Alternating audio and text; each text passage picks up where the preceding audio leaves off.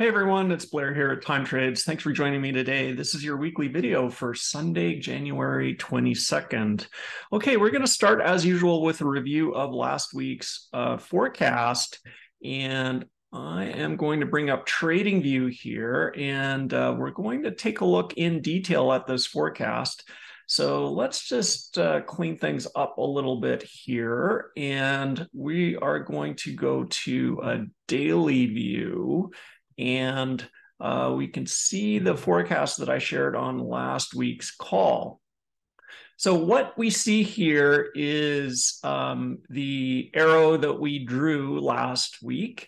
And I got the first, 2-3 days of the week correct with the downtrend heading into November. And then Friday, we had a big pop up. That was not part of the forecast. However, I did on the call outline a lot of the logic for why I think we are going to continue going up through the next week or so. So this move up really is in line with the overall direction and trend that I forecasted, even though I thought it would start, later this week. So I guess I give myself a B here, especially because, I called on last week's call that Sun conjunct Pluto would be a source of volatility, and it pretty much tagged the top on Wednesday within about 5-10 minutes. So that turned into a significant top in the week, an interim top. Prices moved down back into this Gann Fan 1x1 line here on Thursday. And then, of course, Friday, we had a big short covering pump during options expiration. Okay, so give myself a B for last week's effort. So where does that leave us going into this coming week? A lot of the logic that I have been using for my forecast so far have been hinging on the moon and on Mercury. So let's go and review that, see if it's still valid. Okay. We're in time trades now in the web application, and we can see Mercury speed as the yellow line. We can see Mercury Venus separation here is the blue curved line. And we've got the cheat code on. So I'll review the settings here. We've got cheat code, which is the purple and teal vertical lines. Okay. And the cheat code is a lunar cycle. And one of the things that it does is when, about a couple times a year, we get a very reliable pivot signal from the cheat code teal. That's about midway through eclipses, halfway through eclipses. And you can see how reliable that has been in terms of identifying pivots. So that's one of the foundations of this call for a pivot high in and around this area of late January, early February. And that's been true for the last couple of weeks. But what's especially interesting is if we scroll all the way back to the COVID low, when that coincided with peak Mercury-Venus separation, this indeed was a major low here. And both of those conditions were true, even though the vertical lines are based on the moon, and the blue curved line is based on Mercury and Venus. When they occurred at almost the same time here, we got obviously a major low. So scrolling forward, you can see some other pivots that align when those two things happen.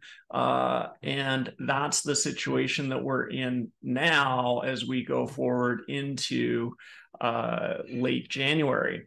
So we've got accelerating Mercury, which is bullish. We've got Mercury-Venus separation making a local high here, which indicates a pivot. So the core of the forecast remains intact, and that is we continue to push up through to late January and early February. But let's see if we can create a little bit more detail here around this forecast to see if we can make it even a little bit more precise. So if we flip over to TradingView, You can see that I've added some of the significant astrology events that are happening here. Sun conjunct Pluto was a major event last week, did result in a 2-day flush, and that was really quite accurate. And you can see the accuracy even better on a 30-minute chart here. So flipping into a 30-minute chart, you can see Sun conjunct Pluto, and then the next 30-minute bar marked the top there. So I'm going to pick out some of the astrology highlights that I see for the coming week. We've got some positive astrology happening Sunday night. So 4:30 p.m. Eastern, we've got Mercury trine the node. And then on Tuesday night, 8:30 p.m. Eastern, we've got Sun sextile Jupiter. So those are a couple of major astrology events happening. And we also hit the Gann wave blue on Friday morning. And Gann wave blue is, again, another lunar cycle. And you can see how price combined with options expiration and a short covering really took off right after that. Okay. So the next Gann wave event that's happening is this Gann wave green, which is halfway through a Gann wave cycle. And that's this Thursday. And I think that could potentially mark the high of the week. So if we, as we transition into building a new forecast, we've got these two positive events happening early in the week. And then we've got Gann wave green happening Thursday morning at 1 a.m. And then we've got a negative astro event happening actually Saturday night. So, but that will start to take effect on Friday. So as I think about what is likely to happen here this week, I think it's likely that we're going to see the high of the week on Tuesday or Wednesday. And then once the Gann wave green hits, and then we get closer to this negative astrology that's Sun square the lunar north node on Saturday night, I think we're going to see a pull down. If we go over and take a look at breadth, this is probably the standard chart that you're going to see on social media a million times, with this very obvious trend line that everyone's drawn. And I like to track breadth as a confirming indicator here. And we can see that breadth made a peak Friday the 13th. Despite the big surge in price last Friday, it's nowhere near that peak. Okay, so the McClellan, so this is breadth in terms of the McClellan oscillator. And that does not seem to be confirming this move up yet. Okay. So if we go and take a look at some other measures to see if this pop here on Friday has some legs, we can see that on the daily NASDAQ chart, the PPO is positive. So PPO is like a percentage-based MACD. That's positive. We've got positive momentum that flipped positive on the daily chart back on January 9th. So that continues to trend up. This red line here, this is Connie Brown's composite index. It's like a smarter RSI. That is declining. So we don't seem to be seeing a confirmation here on QQQ momentum. However, volume on Friday was positive and confirming based on the Chaikin money flow. So it's a bit of a mixed bag in terms of confirmation levels from traditional indicators. The confirmation that I like to use is just to take a look at where we sit within the Gann Fans. Okay, so if we zoom back out, if we anchor a Gann Fan over here to the low in late December, and we can see that we're still comfortably above the 1x2 sloping up. And these are all squared using the squaring techniques that I've shared on a video. So if you want to learn how to draw these Gann Fans yourself, you can do so. I'll share the link in the description below. But price continues to confirm. It retested this 1x1 sloping down, and popped back through this other 1 by 1 that's sloping down. So and of course, we're well above this 1 by 1 from the low here. So price continues to be in a bullish configuration. However, the timing is getting close to a time where we can expect a pivot. Okay. So what does that mean for the forecast going forward? Let's draw this out here. So we can update our path based on this astrology that we see. And I'm going to unhide the new path, and I'm going to just leave the old path on there. So if we shrink this down, take a look, make it big so it's easy to see. All right, so this is the old path, okay, going into our target box. And our new path starts at the high on Friday over here. And based on that big surge that we got on Friday, and coupled with the positive astrology that we see on Sunday night and Tuesday, I'm expecting that we will retest this magic level up here around 12,200 before we start moving down later in the week, and the negative effect of the Sun Square North Node starts to take effect. And also, we tend to see some minor pivots around the Gann wave green, right? As the moon is halfway through its Gann wave cycle. That being said, the following week, the week starting the 30th, Monday, the 30th of January, we do see some positive astrology coupled, and we will also get a little bit closer to the Gann wave yellow, which tends to mark some tops. So I think we may see like a double top in this area. And of course, that's when all the technical analysis will make it very clear that the second top is weaker than the first top. So that's how I think things are going to play out. Of course, this is just a forecast, and I don't trade the forecast, I trade price. So this should be used as your anticipation function. Always get confirmation using price before making trades. But this is the path that I'm anticipating going forward. After we see this pivot, or after we expect to see this pivot, if and when this is confirmed, then I do believe we will see a bit of an ugly February and March. So there's a strong likelihood of some great buying opportunities as we head into March, and I'll talk about that a little bit later. Okay, so that's a forecast for the NASDAQ. Let's go and take a look at Bitcoin. Bitcoin had an amazing week, and I want to share with you a little bit of analysis that I did, a little bit of longer term analysis that I did on Bitcoin using Gann Fans. And again, I just love the power of Gann Fans. So we go all the way back to the all-time high in November of 21 over here at 67.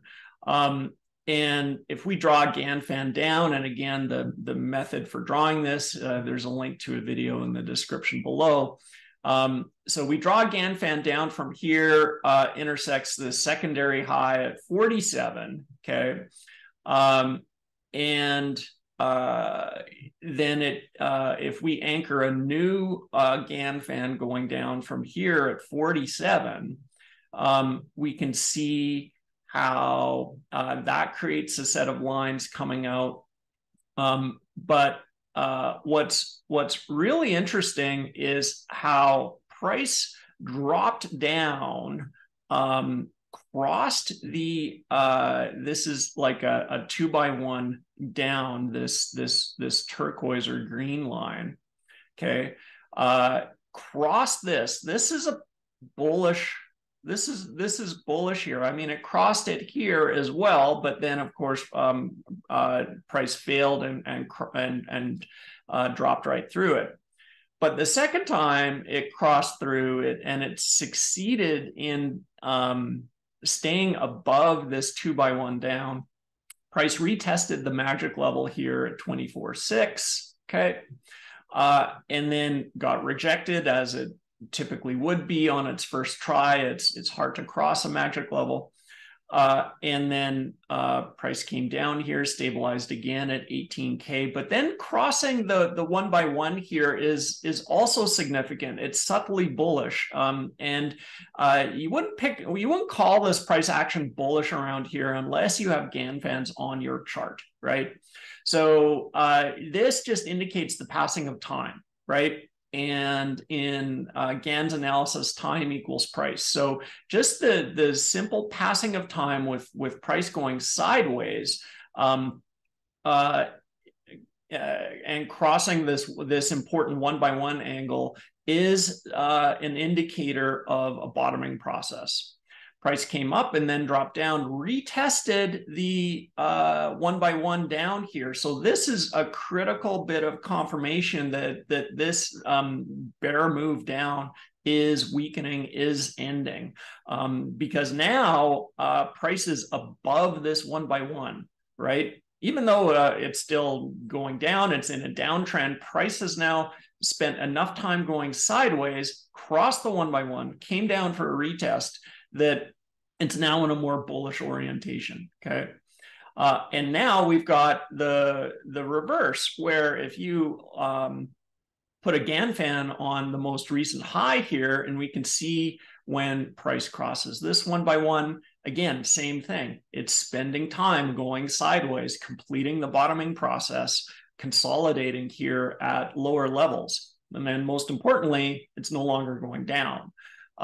So it's boring as heck to watch. I mean, what was it, like, 2-3 months going nothing but sideways? But using Gann Fans, you can interpret this sideways price action accurately. And then once price crossed the 2 by 1 here, this blue line, then that really was the trigger to go back up.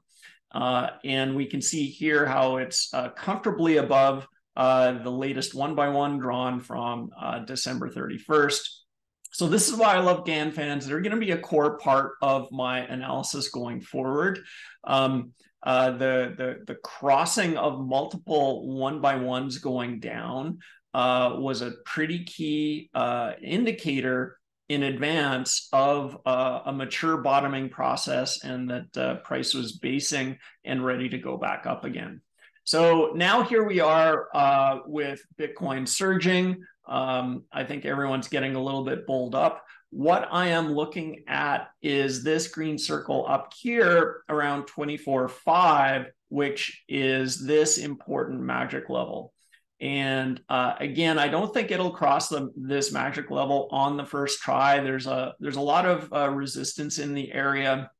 And it'll probably take a couple of tries to get through that. In addition, if price keeps crawling up this 1 by 2 going up, then it'll take us into that January, February timeframe for a pivot that we were talking about. So much like stocks, I think crypto is closer to the end of this run than the start. So if you're a bull, I think it's a good time to start thinking about taking profits if you haven't been doing so already. If you're thinking about getting long here, I'm not seeing a great risk reward. There's probably a better one coming up in the March timeframe, as we talked about with stocks. Okay. So that's the assessment here on crypto. We can go and take a look at time trades to see what time trades is saying about Bitcoin. So let's go and do that. All right.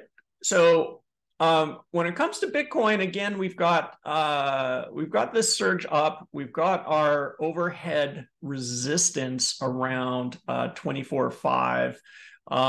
We've got some lower probability pivot highs coming up, and we've got this pivot high up here in early February aligned with the Gann wave yellow, and that also aligns with the peak in Mercury Venus separation. Okay. So after that, there's a distinct drop off in bullish probabilities in Bitcoin. So, and in fact, as we head into February and March, we see a return of down probabilities here. But I think that if we look over here in the April timeframe, there's a what looks like a good opportunity to reestablish things long, take advantage of this pocket of green over here. But we'll take it one step at a time, and I think it's important to just understand where we are relative to risk reward, and it's not great at the moment to be a long, probably a better risk reward to be short after early February. Okay, now we'll switch over to the Indian markets. Let's take a look at the Nifty 50, see what we see here. Again, it's kind of similar to Bitcoin. We've got some pivot highs here, January 24th, and increasing probability of moves down. Not a lot of probability of moves up here. I'm just going to turn off short-term waves, and we can put on the cheat code, sure. So we see some big pivot lows here, February 6th, February 27th. I like how this cluster of moves down here around February 20th aligns with this pivot low. So I'm not seeing a great risk reward long here, at least from the time trades probabilities on the Nifty 50. I think if anything, the intermediate trend for the next few weeks is going to be down until we get past this cluster of pivots in late February, early March. Okay, so that's it for me. I hope you had a great week trading. Good luck this coming week. Take care, trade safe, and we'll talk to you again next week. Bye now.